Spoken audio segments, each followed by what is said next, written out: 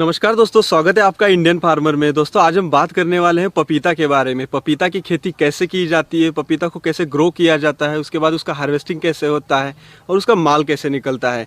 तो दोस्तों आज हम बेसिक जानकारी लेंगे कि पपीता लगाते हैं कैसे, बेसिक चीज़ें, बहुत ज़्यादा एकदम बेसिक चीज़ें, वैरायटी वगैरह, ये चीज़ें, छोटी छोटी चीज़ें। तो यहाँ पे देखिए पूरा आधा एकड़ का प्लॉट है दोस्तों, हमारे गाँव का ही यहाँ पे प्लॉट है और बहुत ही बेहतरीन है दोस्तों। इसमें एक चीज़ आपको मैं ज़रूरी चीज़ बताना चाहूँगा कि ये प्लॉट लगभग 1 साल का हो चुका है और अभी भी इसमें माल निकल रहा है।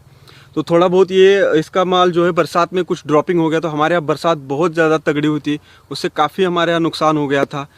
तो दोस्तों आज का वीडियो पूरा आप अंत तक देखिए, बहुत ही इंटरेस्टिंग होने वाला है। हमारे फेसबुक पेज को लाइक कीजिए, यूट्यूब चैनल को सब्सक्राइब कीजिए और बेल आइकन दबाना ना भूलिएगा। तो दोस्तों एक चीज़ मैं बताता हूँ, ये पपीता जो है इसकी शुरुआत कहाँ से हुई थी। साउथ अमेरिका से दोस्तों, इसकी मैक्सिको और कोस्टा रिका, यहाँ से इसका उगम पाया। मतलब वहाँ की ये मतलब इसको कह सकते हैं कि वहाँ से इसका स्टार्ट हुआ है ये जो पपीता का है। उसके बाद हर जगह देश पूरे दुनिया में ये फैलते गया दोस्तों। और एक चीज़ है कि इसमें vitamin A, B, C, iron, calcium और अन्य कई सारे इसमें न्यूट्रिएंट्स है। इसके वजह से इसको लोग खाने में बहुत पसंद करते हैं। खास करके रोज़ा के महीना में वगैरह में जो इफ्तार पार्टी रहती है उसमें बहुत ज़्यादा यूज़ होता है, तब इसको रेट बहुत अच्छा मिलता है, तब ज़्यादा इसकी मांग बिकता है। और एक चीज़ क्या है कि ये डाइजेशन के लिए बहुत ही शरीर के हेल्दी है और इसमें कई सारे विटामिन होने के लिए डॉक्टर भी इसको बहुत प्रेफर करते हैं ये पपाया को खाने में। तो इसको मार्केट भी बहुत अच्छा कभी कभी मिलता है, कभी कभी नहीं मिलता है। तो उसकी वजह क्या है कि नहीं मिलता, तो उसके बारे में भी आज हम बात करेंगे। तो दोस्तों ये तो हुई बेसिक चीज़ें कि मतलब पपीता वगैरह मतलब क्यों फेमस है, ज़्यादा क्यों खाया जाता है, वो तो अलग बात है, वो अपनी जगह है।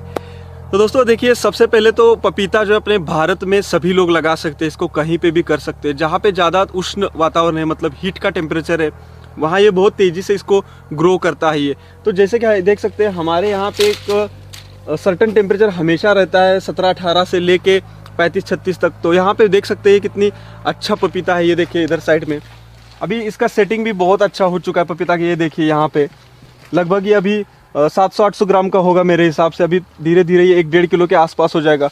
काफ़ी बड़ा भी पपीता है। यहाँ पे देखिए लगभग मेरे हिसाब से 1.5-2 किलो का है। इसकी साइज़ देख सकते हैं आप, बड़ा हेवी ये पपीता हो चुका है ये। दोस्तों पपीता खेती में सबसे ज़रूरी चीज़ क्या होता है कि ज़मीन आपको कैसी चाहिए। ज़मीन का पीएच जो है 6 से 7 रहना चाहिए। उसके बाद ज़मीन वाटर ड्रेनेज वाली चाहिए। पानी अगर ज़्यादा पकड़ेगा तो इसको कॉलर रॉट आता है, मतलब जो स्टेम पे सड़ जाता है और पौधा ख़राब हो जाता है। तो ये छोटी छोटी चीज़ों पे बहुत ज़्यादा ध्यान देना पड़ता है।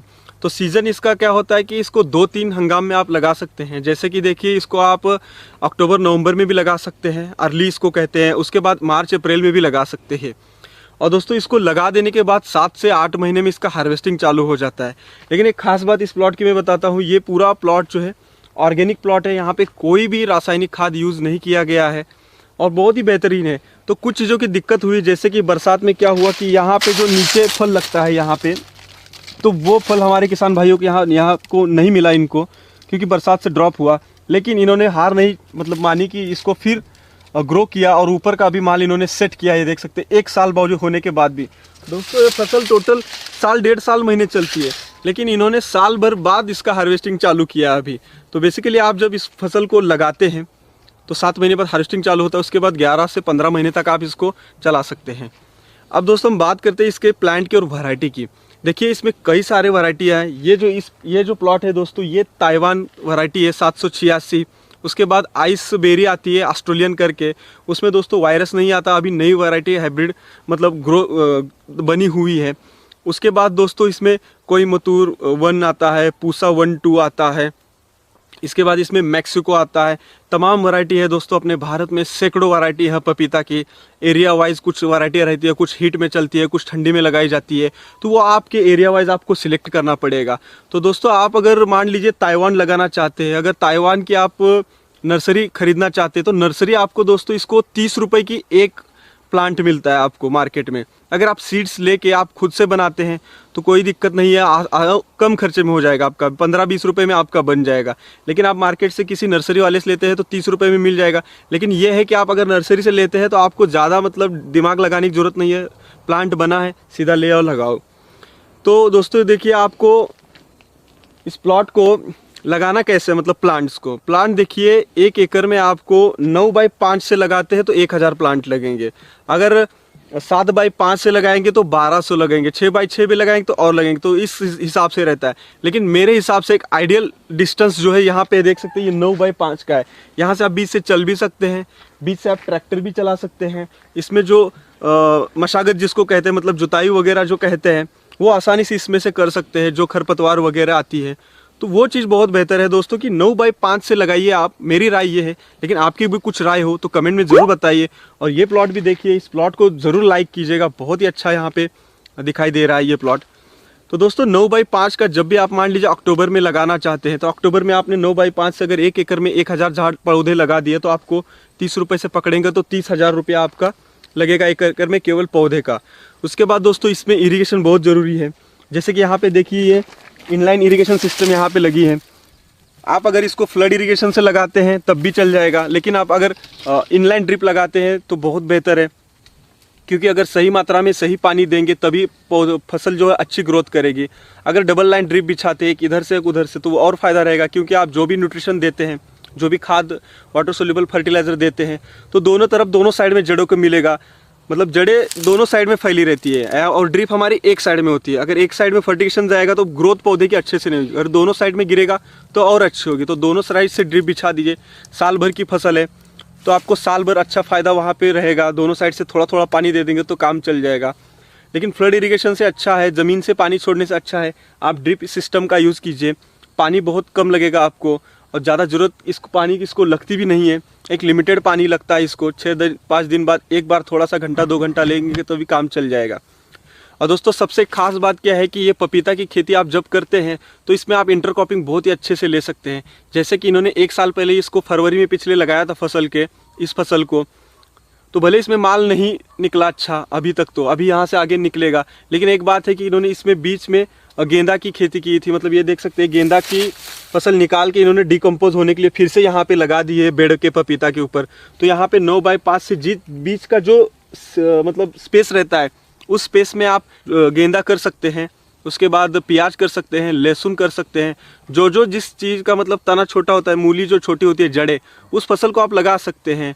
चाहे पत्ता गोभी हो, चाहे जो हो, छोटी मतलब जो जड़ें रहती है। अगर बड़ी जड़ें वाले लगाएंगे तो क्या होता है कि पपीता की जड़ें भी बड़ी रहते हैं तो उसमें दिक्कत हो जाएगी। तो छोटी जड़ें या शॉर्ट टाइम वाली आप कोई भी फसल लगाइए। जैसे कि पपीता 1 साल चलती है ना, तो स्टार्ट में 4-5 महीने आपको फसल इसमें प्रोडक्शन नहीं आएगा, तो आपको 3 से 4 महीने आप कोई भी फसल स्टार्ट में लगाइए और उसमें आप प्रॉफिट ले लीजिए, मुनाफा ले लीजिए। आपकी ये फसल है धीरे धीरे बढ़ती जाएगी। तो दोस्तों ये तो हुई हमारी इरिगेशन तक बात। अब दोस्तों जब हम 9x5 से 1000 इसमें पौधे लगा देते हैं तो उसके पहले हम लोगों को क्या करना पड़ता है कि बेसल डोज डालना पड़ता है। अगर आपका 1 एकड़ का पूरा पपीता है दोस्तों, तो आपको 4 से 5 ट्रैक्टर गोबर का खाद डालना पड़ेगा। उसके बाद अगर आप चाहे तो सिंगल सुपर फॉस्फेट या तो DAP वगैरह, ये सारे खाद आप सीधा जो है पपीता लगाते समय पपीता का जो रो है उस रो में सीधा डाल दीजिए। पूरा खेत में डालने से, छिड़कने से अच्छा है जहाँ पे पौधा है वहीं पे डालिए और बेहतर रहेगा। तो ये थोड़ा सा ध्यान दीजिए आप। इसके बाद दोस्तों जब हम पौधा लगा देते हैं 9x5 से, पौधा कितने दिन का लगाना है? आपको 30 से 35 दिन का पौधा दोस्तों लगाना है, ना कम दिन का ना ज़्यादा दिन का। 30-35 दिन के आसपास जो नर्सरी से पौधा आता है वो आप लगाएंगे तो बहुत बेहतर रहेगा। और पौधा लगा देने के बाद दोस्तों पपीता की खेती में आपको खर्चा ज़्यादा नहीं करना है। और जैसे कि क्या होता है कि हम लोग ज़्यादा खर्चा करने के चक्कर में पड़ते हैं, लेकिन ये नेचुरली बहुत अच्छा ग्रो होता है। यहीं पे आप देख सकते हैं कितनी अच्छी फसल है। ये देखिए अभी लगभग 20-25 फल यहाँ पे लगे हैं। मान लीजिए 2 किलो का अगर एक भी पपीता हो जाएगा तो 40 किलो माल यहाँ पे दोस्तों तैयार हो जाएगा। मान लीजिए 1.5 किलो से अगर हुआ तो 30 किलो माल यहाँ पे दोस्तों पूरा तैयार हो जाएगा। तो इसमें माल बहुत अच्छा निकलता है दोस्तों। आपको ट्रिक पता होनी चाहिए। जैसे कि लोग कहते हैं कि इसके ऊपर वायरस बहुत आता है, ये बहुत आता है, वो बहुत आता है। तो देखिए कुछ नई वैरायटी जैसे कि आइसबेरी ऑस्ट्रेलियन है, इसके ऊपर वायरस नहीं आता। तो इस टाइप की वैरायटी आप चूज़ कर सकते हैं, लगा सकते हैं। उसके बाद दोस्तों इसमें डिसीज़ की वगैरह बात करें तो जब पानी अगर ज़्यादा देंगे कॉलर रॉट वगैरह आता है, सड़ जाता है जड़ों के ऊपर, स्टेम पे। उसके बाद दोस्तों इस पौधे में पाउडरी मिल्ड्यू आता है, डाउनी मिल्ड्यू आता है, क्योंकि इसकी पत्तियां बहुत मोटी हैं। देख सकते हैं इतनी बड़ी बड़ी पत्तियां हैं। लेकिन एक खास बात मैं बताता हूँ, ये प्लॉट में ना कोई स्प्रे है, ना कुछ साल भर से, लेकिन तब भी बहुत अच्छा है। तो मेरे हिसाब से आप बेसिक चीज़ें मतलब आसानी से कम खर्चे में, लो बजट में निकालने की कोशिश करेंगे तो और अच्छा रहेगा। दोस्तों आज हम पपीता की बेसिक बातें कर रहे हैं, तो आज हम फर्टिगेशन में और स्प्रे शेड्यूल में नहीं जाएंगे। तो मैं एक चीज़ बताता हूँ दोस्तों, आप इसमें यील्ड कितना निकाल सकते हैं। दोस्तों आज हम यहाँ पे अगर मिनिमम बात करें, मान लीजिए एक पौधे पे 50 किलो अगर आप माल निकालते हैं, अगर 1 एकड़ में आपके 1000 पौधे हैं तो सीधा सीधा 50 टन माल हो गया। अगर 10 रुपये से भी मार्केट रेट अगर अच्छा मिलता है, लेकिन 10 रुपये से बहुत ही कम मिलता है, 5 रुपये, 6 रुपये, 7 रुपये, 8 रुपये, लेकिन आपको अगर मार्केट रेट अच्छा मिल रहा है, अगर आपने 10 रुपये पकड़ लिया तो वहाँ पे 5 लाख रुपए आपका आसानी से मिल जाता है। मैं कहता हूँ 5 रुपये पकड़ लीजिए तब भी 2.5 लाख रुपए आपका हो जाएगा, और हार्वेस्टिंग इधर उधर छोड़ दीजिए तब भी आपको 2 लाख बचना ही बचना है। अगर आप प्योर ऑर्गेनिक अच्छे से करते हैं, कम बजट में करते हैं, अगर अच्छा बजट लगा के, अच्छा खाद दे के, अच्छा ग्रो करके, अच्छा स्प्रे करके करते हैं तो आपको 5-6 लाख इसमें आसानी से मिल जाएगा। 1-1.5 लाख रुपया खर्चा पकड़ लीजिए तो 4.5-5 लाख इसमें आपको 1 एकड़ में मिल जाएगा। अगर आप 4-5 एकड़ करते हो तो आप लाखों रुपए कमा सकते हैं दोस्तों पपीता की खेती में। लेकिन आपको छोटे छोटे जो चीज़ें रहती है, कल्चरल प्रैक्टिस जो रहता है, इरिगेशन, इंटरक्रॉपिंग आपने अगर किया तो उससे अच्छा पैसा निकालना, तो आपको वहाँ पे मैनेजमेंट बहुत अच्छा हो जाएगा। और आपको मार्केट जो रखना बहुत ज़रूरी है, क्योंकि अगर आप देहात में हैं तो आपको ट्रैवलिंग का खर्चा, दूर का खर्चा, वहाँ पे आपको रेट कम मिलेगा। अगर आप सिटी के पास में आपका मतलब आप रहते हैं तो वहाँ पे आपको पास में मार्केट रहता है और रेट भी अच्छा मिलता है, तुरंत आप मार्केट में माल भी पहुँच जाता है। तो ये थोड़ा अगर सोच समझ के कीजिए, आप कोई पास में है, कोई अच्छे सिटी के, तो तुरंत इस पपीता को बिना सोचे आप लगा सकते हैं, बहुत अच्छा इसमें प्रॉफिट होता है। तो दोस्तों आज हमने देखा पपीता के बारे में बेसिक चीज़ें। अगर आपको कैसे लगा ये मुझे ज़रूर बताइए, और इसके बारे में और आपको जानकारी चाहिए तो कमेंट में ज़रूर मुझे फटाफट से पूछिए। तो वीडियो लाइक कीजिए, शेयर कीजिए, चैनल को सब्सक्राइब करना ना भूलिए। हाजिर होंगे एक और नई वीडियो के साथ दोस्तों, तब तक करते रहिए मेहनत, क्योंकि पावर है तो पावर है। धन्यवाद।